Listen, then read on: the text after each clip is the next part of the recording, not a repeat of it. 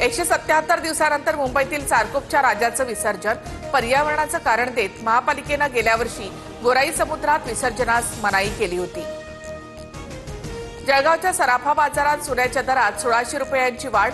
सोन्याचे दर जीएसटी सह प्रतितोळा 1,02,500 रुपयांवर, तर चांदीसाठी प्रति किलो 1,15,000 रुपये मोजावे लागतील।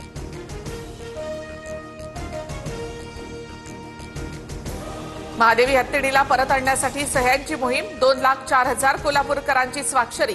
राष्ट्रपती द्रौपदी मुर्मू यांना सह्यांचं पत्र पाठवलं। मार्ग काढावा, सतेज पाटलांची मागणी। नागपुरात ग्रँड मास्टर दिव्या देशमुखचा मुख्यमंत्री फडणवीसांच्या हस्ते सत्कार। फडणवीसांकडून दिव्या देशमुखला 3 कोटी रुपयांचा धनादेश। ऑगस्टमध्ये पुन्हा मुसळधार पावसाची शक्यता। जुलैच्या अखेरीस कमी झालेला पाऊस पुन्हा जोर धरणार। मालेगाव बॉम्बस्फोट प्रकरणामध्ये पंतप्रधान मोदींना गोवण्याचा कट होता। मोदी आणि योगी आदित्यनाथ यांची नावं घेण्यासाठी दबाव होता।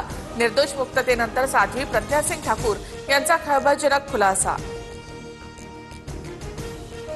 माजी लोकसभा खासदार प्रज्वल रेवण्णाला बलात्कार प्रकरणामध्ये जन्मठेप। फार्म हाऊसमध्ये घरकाम करणाऱ्या महिलेचं शोषण केल्याचा ठपका। जन्मठेपेसह 5 लाखांचा दंडही ठोठावला।